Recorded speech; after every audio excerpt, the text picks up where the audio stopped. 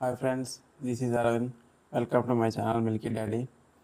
ఈరోజు అయితే మనం కేకేఆర్ వర్సెస్ టీసీ మ్యాచ్ గురించి అయితే మాట్లాడుకుందాం. ఏంటి భయ్య, కేకేఆర్ వరుస పెట్టి మ్యాచ్లు ఇలా గెలుస్తుంది. మొత్తానికి ఢిల్లీ ఎంతో కొంత ఆశలతో ఉంది ప్లే ఆఫ్కి వెళ్తామని. ఆ ఆశలు మొత్తాన్ని చెడగొట్టేసింది. కేకేఆర్ అయితే ఢిల్లీని అస్సాం ట్రైనింగ్కి ఇచ్చేసి పంపించేసింది.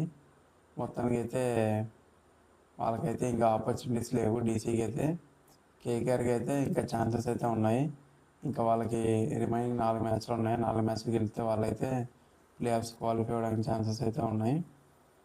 సో ఇప్పుడు మ్యాచ్ గురించి మాట్లాడుకుంటే, ముందుగా కేకేఆర్ అయితే టాస్ గెలిచారు. టాస్ గెలిచి వాళ్ళైతే మేము ఫీల్డింగ్ చేస్తామని అన్నారు.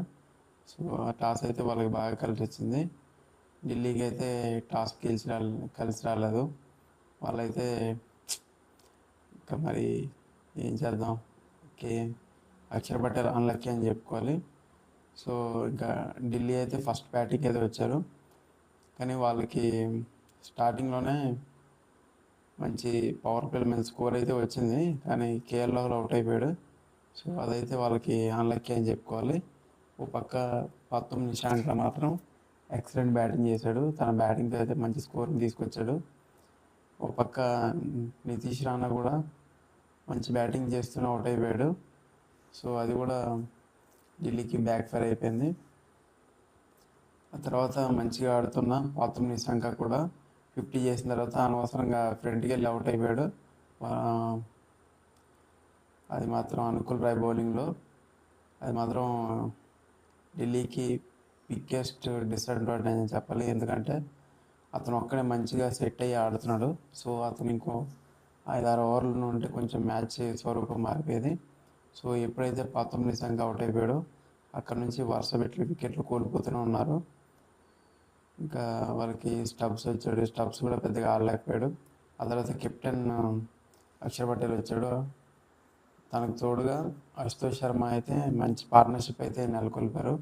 ఇద్దరు ఎక్కడ కూడా కంగారు పడకుండా ఇన్నింగ్స్ని అయితే నిదానంగా బిల్డ్ చేసుకొని వచ్చారు. ఎందుకంటే వెనకాల బ్యాట్స్మెన్ ఎవరు లేరు కాబట్టి ఇంకా వీళ్ళిద్దరే ఉన్నారనేసి మెల్లిగా ఆడుతూ వచ్చారు. సో ఆ తర్వాత మెల్లగా అశుతోష్ శర్మ అయితే స్కోర్ బోర్డ్ని అయితే పరుగులెట్టించాడు, యాక్సిలేట్ చేశాడు, మంచి బ్యాటింగ్ చేశాడు. కానీ అన్ఎక్స్పెక్టెడ్లీ తను కూడా అవుట్ అయిపోయాడు. ఆ తర్వాత వెంటనే అక్షర్ పటేల్ కూడా అవుట్ అయిపోయాడు. సో ఇంకా దీనివల్ల ఢిల్లీ అయితే అనుకున్న స్కోర్ అయితే చేయలేకపోయింది. 141 రన్స్ అయితే చేసింది. 142 రన్స్. సో ఇదైతే ఈజీ టార్గెట్ అని చెప్పుకోవాలి కేకేఆర్కి. కానీ కేకేఆర్ మాత్రం ఎక్సలెంట్ బౌలింగ్ చేశారు ఈరోజు.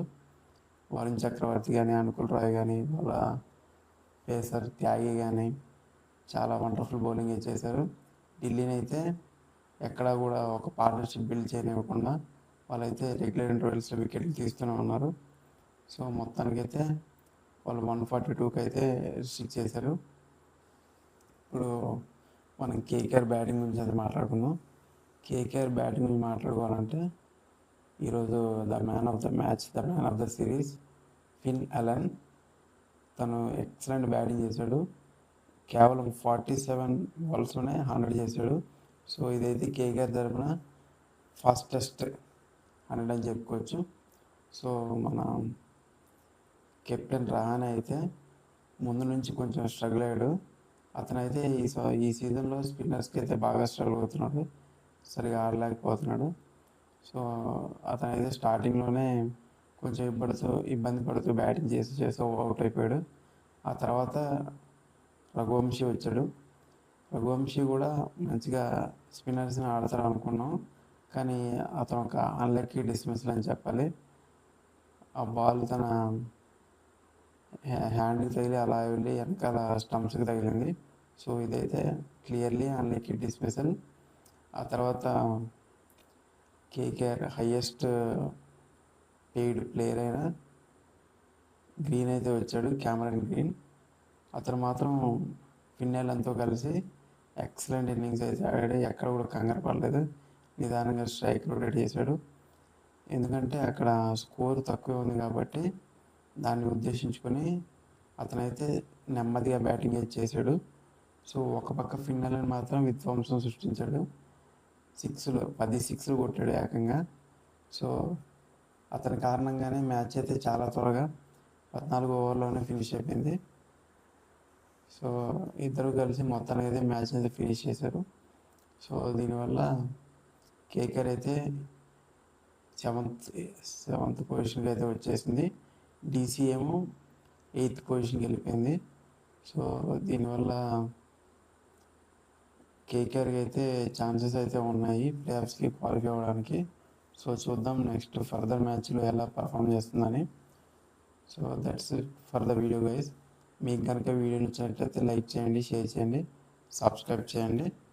సో లైక్ కొట్టడం మాత్రం మర్చిపోకండి, ఎందుకంటే మీరు కొట్టే లైక్తో నా వీడియో కొంతమందికి అయితే రీచ్ అవుతుంది. సో నాకు కొంచెం హెల్ప్ చేసినట్టుగా ఉంటుంది. So please watch and subscribe. Bye.